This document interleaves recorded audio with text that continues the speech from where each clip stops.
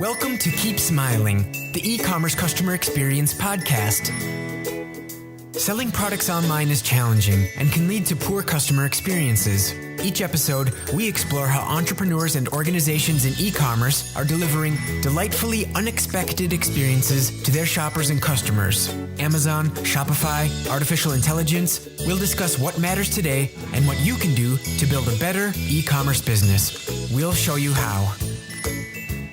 Hello, listeners, and thank you for tuning into the podcast. I'm your host, Ty Walters, and joining me again today is my co-host. Say hello, Michael Melgar. Hey, everyone. Thanks for joining. Today, we wanted to talk about a few of the most important, most vital, basic things that a seller needs to do when they're considering customer service on their own website.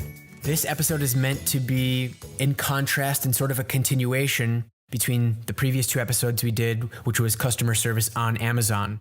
Now we're going off of Amazon, so all of the rules change, and we want to discuss a few things that sellers need to be aware of. We're going to cover three things today. Number one is ambition. Sellers on their own website performing their own customer service have more responsibility and there's more opportunity. So naturally, you need more ambition to make sure that you're taking advantage of those situations and you're not falling behind.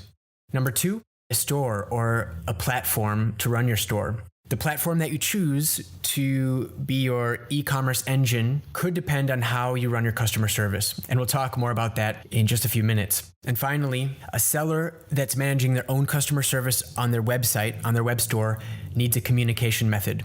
We're going to talk about what we recommend and what is the base necessity and some considerations to make there. So Michael, before we get into the episode today, what's your take on website customer service and why are we putting it at this level of importance for an early episode? Yeah, so a lot of what we touched on in the previous episodes is all these really limited touch points that Amazon provides between you and your customers.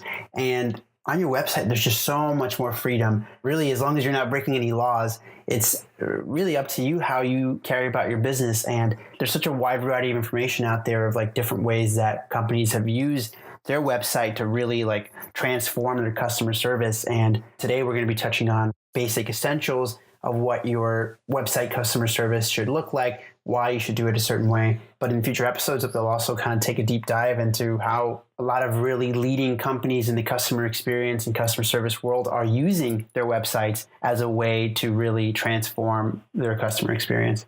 And to provide even more context, we have expertise in Amazon. And that's how we started our business. And it was maybe a couple months after our business when we got the first request. Like, hey, you're doing a great job with my Amazon customer service.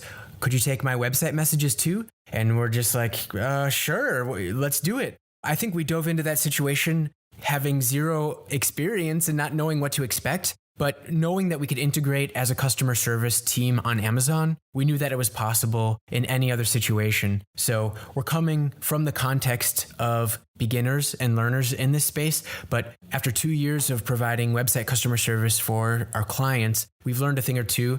And we hope this episode can provide valuable context for someone that's just starting out. One of the great things about that as well is that using Amazon as an example, right? They've invested all this money into their customer experience. You can take a lot of lessons learned from a lot of the things that they've standardized in applying that to your website, but with much more creativity and freedom. So the first essential that you'll need to provide customer service off Amazon on your own website is ambition. And for two reasons. There's greater opportunity and there's more responsibility, in our opinion. I want to start off by giving a personal background story. I used to work at a retail plant nursery in Georgia before I met Michael. This plant nursery was one of the most beautiful in the region, but it was pretty standard in terms of technology. I remember the computers were yellow because the white plastic had been so old, and these like old Dells like from the mid 90s, and they were still running somehow. But the store more or less was continuing to function, and its customers knew that. This was a brick and mortar only store. You had to visit to get anything, to buy anything. And by the point I had joined, customer shopping behavior across the country and the world had been changing. And these requests from customers to be on our email list or to buy things online were always met with disappointment. Sorry, we don't have anything for you. So at the time when I was launching and scaling my own digital marketing side hustle, I took on this project from my employer because I had ambition. I wanted to do more and provide a significant impact to the nursery where I worked and for my employer. So we had a WordPress website. Part 1 was to redesign the website. And then part 2 was to launch a store where customers could log in and view items and purchase them. And longer story short, it eventually was a semi-success. We got gift certificates up for sale, even some event tickets. And it opened what had been a traditional brick and mortar operation to this kind of new company that was embracing tech. And although it was only at the very beginnings and in a very small way, I was able to see customers delightfully surprised, like, oh, I can buy this online. This is really cool. That opened my eyes to the possibility. There were thousands of more SKUs we could have added to the site in terms of plants and other items that we sold, but it was my first experience of launching a web store. At the time, I believe it was a WooCommerce store that integrated directly with our WordPress. Since then, we've interacted with other types of web stores, but the main point is a web store is liberation. It opened us up to interstate commerce. Never before could someone make a purchase from our nursery in a different city across the state or in a different state across the country. Now, in the context of Amazon, as we know, Amazon sellers are charged a whole list of different fees, the main ones being the referral fee, which is typically around 15% of the sale price. And then if you're leveraging FBA, whatever fulfillment fees based on the size and the weight of your products, advertising clicks, storage fees, there's a whole list of them. A lot of these fees just don't exist on your own store. So consider that every time you're making a sale, more of that money is passing down to the bottom line. It's more profitable.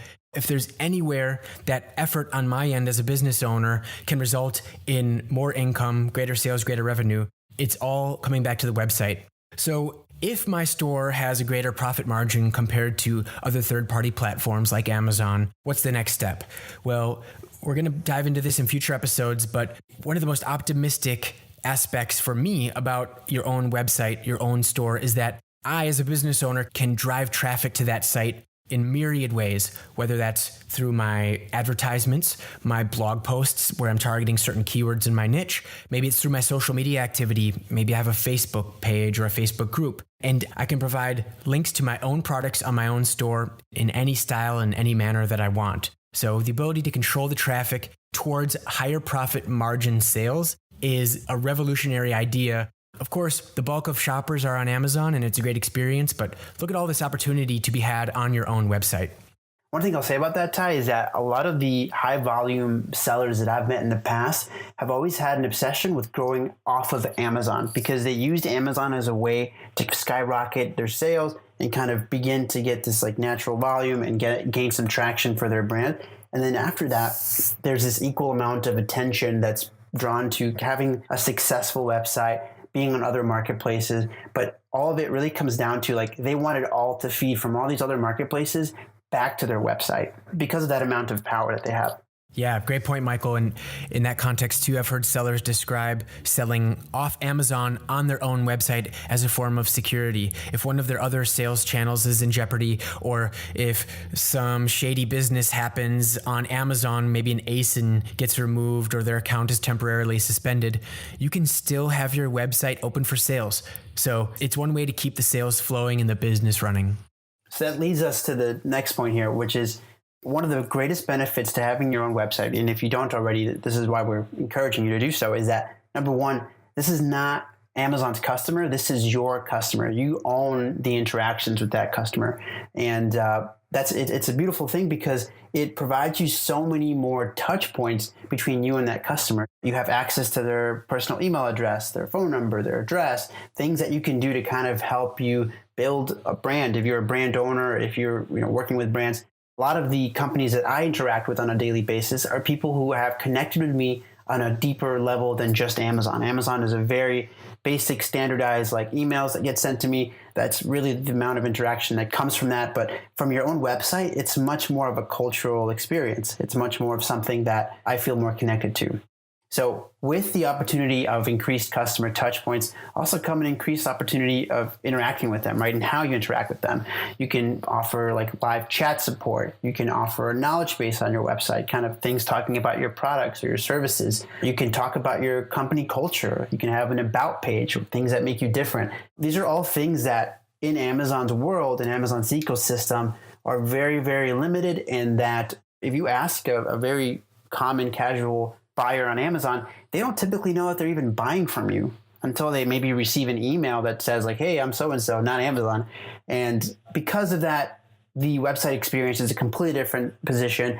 It's almost like the shoppers that come into your website are anticipating a completely different experience. But with that comes more responsibility.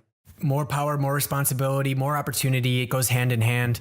And one of the areas we see probably the bulk of responsibility passing onto the seller in terms of customer service from Amazon to your own website is in the returns process. As we talked about on our previous 2 episodes about customer service on Amazon, a seller that's managing sales on their own website will have to build their own returns processes, policies, and procedures. So think about some of the things that the Amazon Online Return Center does if you're using that for FBA. The Return Center manages the expectations around returns, managing, is this item still eligible for return based on the return window? Is it the normal return window or is it the holiday return window? Is it a special return window based on the type of product it is or not? Does this product have a warranty? How do you judge if a customer's claim makes them eligible to receive a free replacement or a refund based on the rules for your warranty? Are you going to have someone on your team that's receiving these returns at some warehouse and inspecting them for the ability to be resold? Is the packaging damaged and does that matter? What about a donation? Are you taking your slightly used returns that you might not want to sell, but maybe sending them to a center or a cause that could really benefit from those products? Those are all the types of considerations that Amazon FBA Logistics is taking care of for you as an FBA seller. Now that you're selling on your own website, which decisions are you going to make here? How are you going to set these up to be low maintenance but highly effective procedures? And to add to that, as an Amazon shopper, if you've ever gone through the process of returning something, they have a very streamlined process that allows me to make a return or at least prepare my return in less than a couple of minutes. I fill out a quick form. It tells me if it's within the return window. I can print out a shipping label, or I can actually have them pick it up from my house directly. I can drop it off at Amazon's lockers. There's all these convenient factors that come from the actual logistics side of it, but also that come from like just the instructions and the interface for me to do that. These are things that when Amazon is not doing them for you, that get put on your shoulders that you have to figure out. And it comes down to the types of instructions that you have, the types of workflows or interface that you have for accepting returns. Those are all things that are also going to impact your customer service. You might see a lot of your customer service emails be about how to complete a return. Right. And Michael, we just dealt with a case this morning. One of the most painful customer service touch points is the return labels. Some of the sellers we work with prefer not to provide prepaid labels, and that type of policy is quick to get a pretty animated response from some shoppers. Shoppers expect to be able to be returning items for free, and whether or not that's part of your policy, you'll have to make that decision. It can even add to the customer service issue if you have a difficult returns process. Exactly. The idea here is to make your returns process as self-serve and as effortless as possible. And there are some solutions that we're going to cover in the future, but none probably as streamlined and as hands-off as Amazon's current system. Another area which requires greater responsibility for your website's customer service is that it's less scalable. Imagine your sales suddenly increasing 10x overnight on Amazon. That situation may or may not translate into your buyer-seller messaging inbox. And what I mean to say is, since Amazon is so streamlined to defer customer service to passive or self-serve means, greater sales don't always come with this surge of customer service tickets. And further, think about all the other customer service inquiries that Amazon's team is handling. If there's a bug with the website, if one of the pages isn't loading, billing, fulfillment, all of those aspects are taken care of by Amazon. On your own website, you become the owner of those customer service tickets. Now imagine a similar situation where on your website, your sales increase by 10 times. In that case, I think it's much more likely that you're going to see a nearly 10x increase in customer service emails generated from your website. To illustrate this problem of scalability, one of our clients has a situation where maybe roughly 80% of their sales are generated from Amazon and 20% of their sales come from their website. Well, when we look at the distribution of customer service inquiries and tickets, it's almost exactly flipped. 80% of their emails are generated from their website, and 20% of those customer interactions happen on Amazon. And when you look at those interactions too, it tends to be about the things that you were just touching on, which is things like, can you provide me instructions on how to use this? Or, hey, I had a problem checking out. Or, hey, I need to return this. I have a defective part. How do I go about ordering a new piece? It's all these things that Amazon systems make it a bit less of an issue for customers in general. And so when you're dealing with that on your website, you're just going to get the brunt end of everything. Be prepared, because if that influx of tickets does happen, in the best case scenario, your sales are increasing. If and when it happens, are you prepared to handle that? And if you're already struggling now, how much are you hurting your business by being that bottleneck? The next essential that you need to manage your customer service on your web store is a store. The most common way that's achieved today is a seller or a business will have their website, and there's some type of integration, some technology that sets on top of their website, and all of the software functions that make an online store possible are provided to allow a customer to make a purchase from your store. Some of the basic functions are product pages, a cart, a checkout page, secure payment with an SSL certificate, an account login for a customer to see their purchase history. Inc.com published an article, The Top 7 E-Commerce Platforms in 2008. And in order from top to bottom, we have Shopify, Magento, Yocart, BigCommerce, Vtex, WooCommerce, and Ticktail.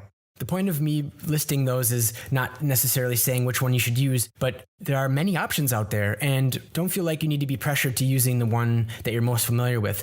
Take a look at each of these, understand your unique criteria and requirements, and pick the best solution for you. One of the best ways to filter those in order to make a good decision would be to consider, what type of fulfillment is my store going to be using, and how am I going to be sending out my products? Am I still going to be leveraging Amazon FBA's system on top of my web store? Or am I going to be sending these out from my personal office or my home? Will I be using a third-party fulfillment center? Whatever the case may be, make sure that it integrates with your top choice for your e-commerce platform. And this goes back to what we were talking about earlier, which is in reference to returns. That the opposite side of that is your shipment and kind of the type of information that you'll have to provide for your clients when it is time to purchase from you. So after they purchase from you, your fulfillment will make a big difference in how much they feel they can rely on being able to purchase from you.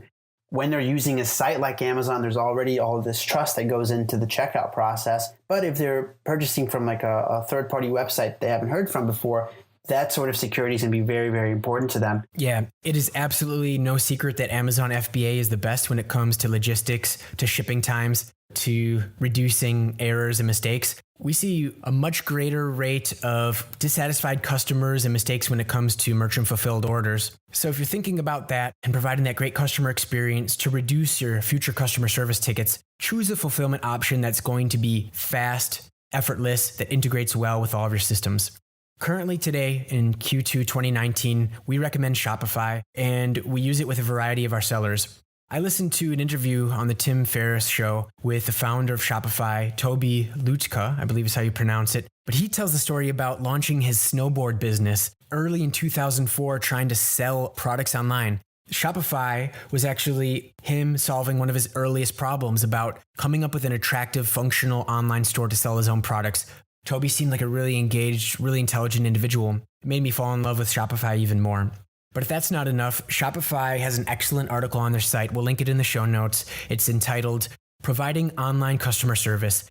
They go through, looks like almost a dozen points of how sellers using Shopify should think about customer service, some of the best practices and ways to use their platform to provide a really good experience, because we understand that most sellers aren't customer service experts. They're experts in their subject matter, in their product, or in running a business. But when it comes to customer service, the fact that Shopify is providing this assistance is really encouraging. You don't have to reinvent the wheel. Right, exactly. We recently published a blog article entitled Outsource Your Shopify Customer Service.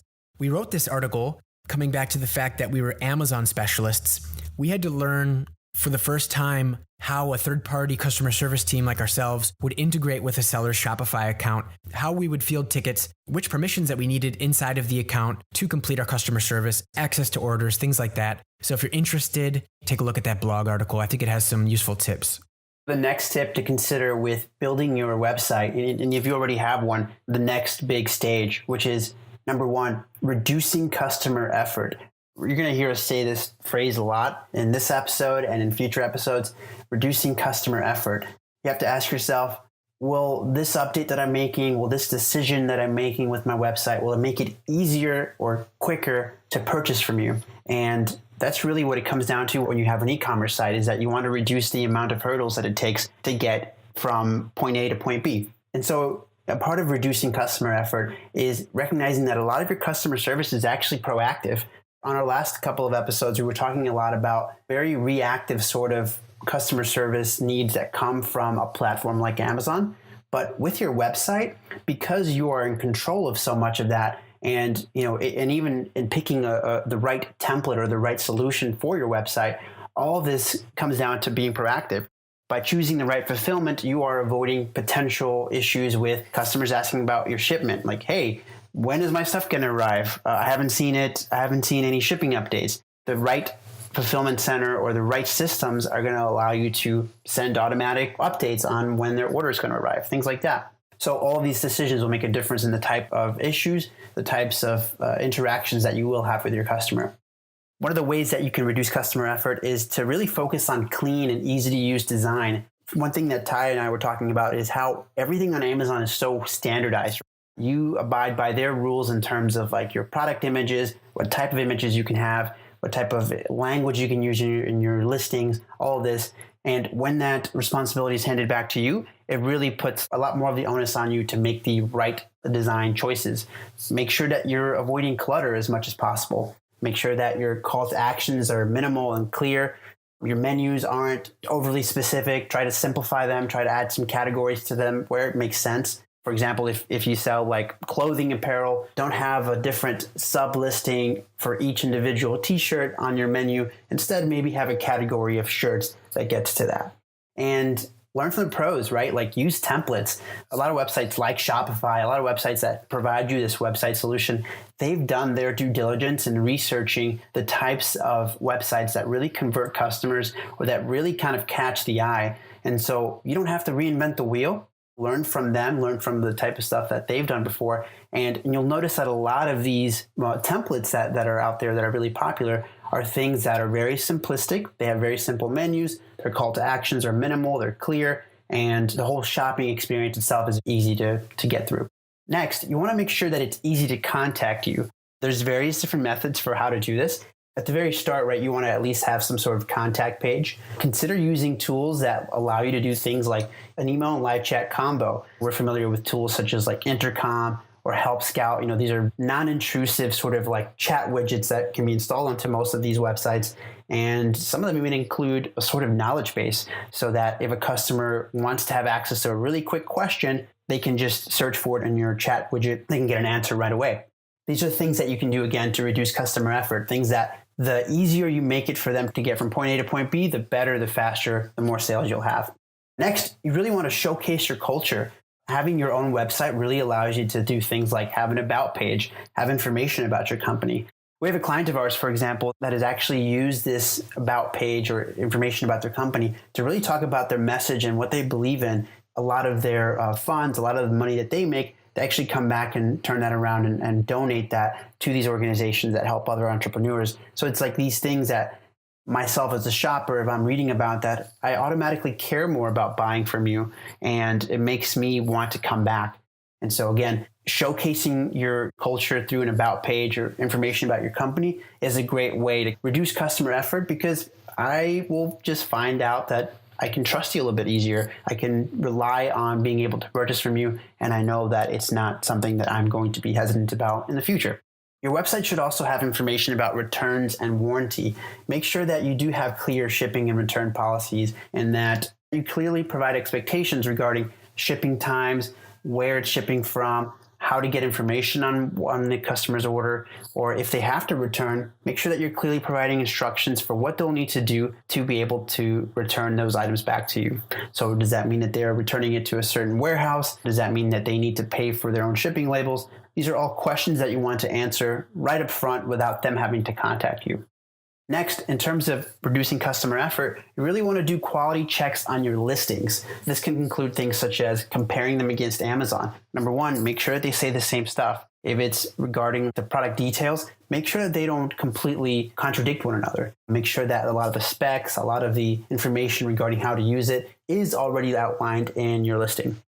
Make sure that you have really good images and that they're really easy to see, that people can really make a quick decision on whether or not it's the item that's going to work for them, or at least provide them with alternative materials for how to find out more. You can do that through establishing perhaps an FAQ. I talked earlier about tools like Intercom and Help Scout that offer this sort of knowledge base. This is a great solution for you to be able to answer those types of questions ASAP. You could have written information, sizing guides, video demos, perhaps like, your product is a little bit complicated to set up. With having your own website, not having to do things through Amazon, you have the ability to do things like video demos. And that really takes it a step above and beyond, because I don't necessarily have to sit there and read through all these instructions. I could literally just reference a video that tells me how to do something like this. With your websites, you also want to make sure that you're establishing public reviews and some type of social credibility. You can do this through sites like Trustpilot. In today's age, the fact of the matter is reviews are going to matter. Your customer is going to be looking for reviews and some sort of social credibility. If they don't see much about you and who you are as a type of company, they're going to be looking for what other people are saying about your products. Can I trust that this is going to be a good product? Can I trust that I can buy from this company?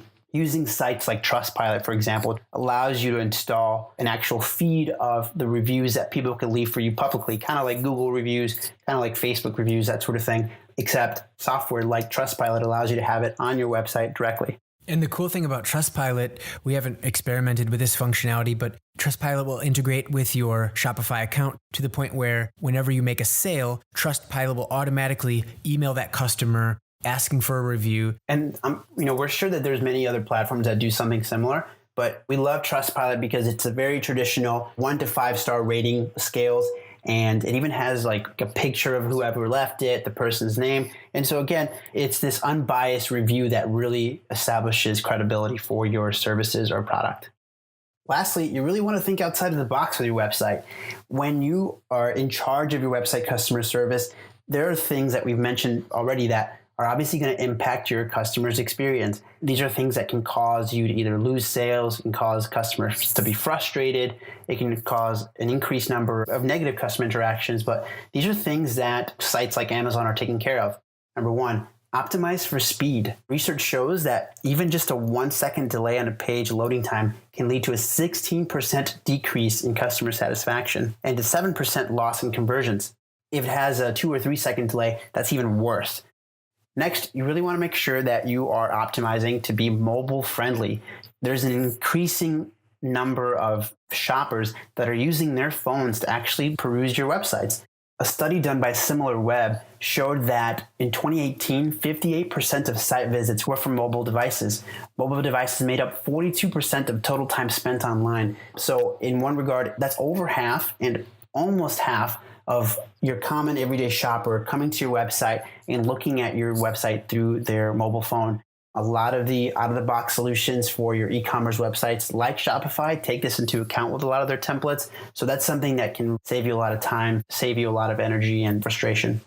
And then lastly, in terms of thinking outside of the box, you really want to take it a step further and begin to test your experience, right? So you might not necessarily need to do this right away. I would kind of say this is a bit beyond essentials, but this is going to be the next advanced step, which is using tools like Hotjar or FullStory to kind of see where your customers are falling out in the experience of buying from you. These softwares like Hotjar and FullStory show you hotspots, places where people are doing what they call rage clicks, right? If someone is clicking on your link and it's not working or it's not taking them where they wanted or it's taking too long, it shows you where they might have clicked on text, right? What they might be reading. And these are things that are going to inform you later in terms of design tweaks for your website or listing optimization. So you might say like, oh, wow, people are getting stuck on this description. They really can't understand it. They're rereading this over and over again. That's the sort of thing that being able to test your experience is going to allow you to come back and take from. And Michael, just to bring it back to your point about mobile-friendly shopping, I've seen a few articles about the ability to shop on Instagram. Of course, Instagram is a significantly mobile-biased application.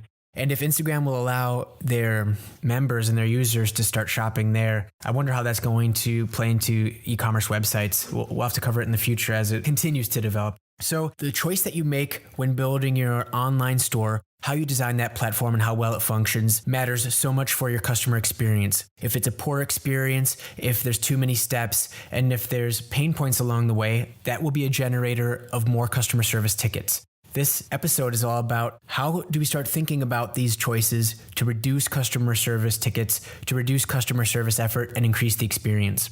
The final point we wanted to cover today, the final essential for your e-commerce website's customer service, is a customer communication method. The bare necessity for communication with your shoppers and your buyers is an email address. That's really all you need to run a functioning store on your own website. When it comes to voice, text, or chat, these are all optional, and we'll cover more of those in just a minute here. But email is the basic necessary mode of communication. This is how you'll send receipts to your customers, shipment confirmations, invoices. You'll communicate back and forth with customer service tickets. There's the other side, more of the outbound aspect of email, which is email marketing. Are you using MailChimp, Drip, or Aweber, maybe it's Constant Contact, to send out campaigns to your customers in your email list, letting them know about a new sale, a new product, a special promotion? However you choose to use email marketing, we see it as a significant force with the sellers we work with. Whenever they're sending out an email, it's generating sales and buzz, especially when an in-demand product is out of stock temporarily. We see a lot of customer service tickets generated in that situation. So make sure that you have your email systems set up with your store and that you have a team or yourself is managing those, mirroring Amazon's policy 7 days a week, 24 hours a day, preferably checking in multiple times a day.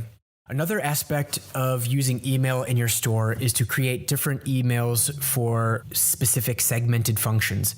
An example of this might be having an email where you're taking your order information and corresponding that way. Maybe you have an email where customer service inquiries are directed, and maybe your team monitors that email address. Maybe you have a separate email for corresponding with your team that manages wholesale orders. If you're using Shopify, they allow you to enter two different emails. One is an account email for admin purposes, and the other is a customer-facing customer service email. Be mindful of both of those and use those to your advantage. The customer email in Shopify will be the public one your customers and your shoppers see when they're emailing back and forth with you.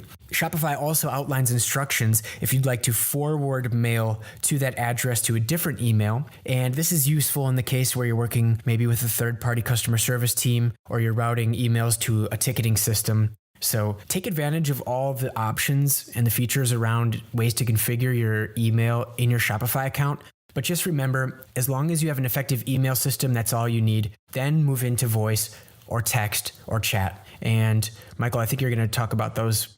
Yeah, actually, I just want to come back to what you mentioned here. It might seem like a minute detail, right? Having different emails for different functions, but that will matter to your shopper. If I see an email coming from an email address that just sounds like a Joe Schmo personal email address, that is a completely different take for me versus if I'm receiving an email from like support@yourcompany.com. I know that this is coming from a company that cares about my interactions versus perhaps just a potential spammer.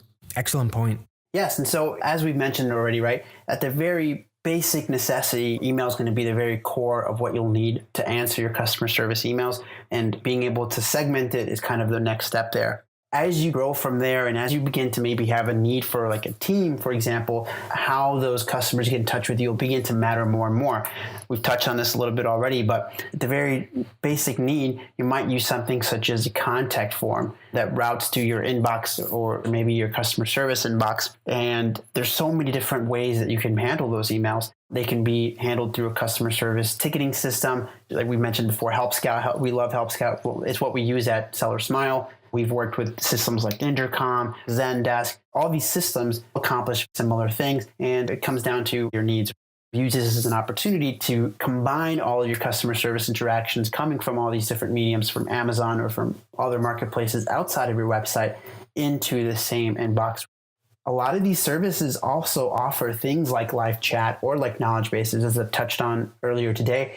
Software such as Intercom and Help Scout, they have this non-intrusive widget that you can install on your website that allows you to do email and live chat support right then and there. So the important reason why an e-commerce site should consider this is because someone's buying decision might really hinge on this one question, and it might be a very simple one. But if you take a day or so or more to get back to them, you might have lost the sale. So if instead you have this very passive, easy to access live chat widget or email contact form that is on every page of the site, it's very easy for them to just click on it, ask something really quick, and hopefully get a response very fast.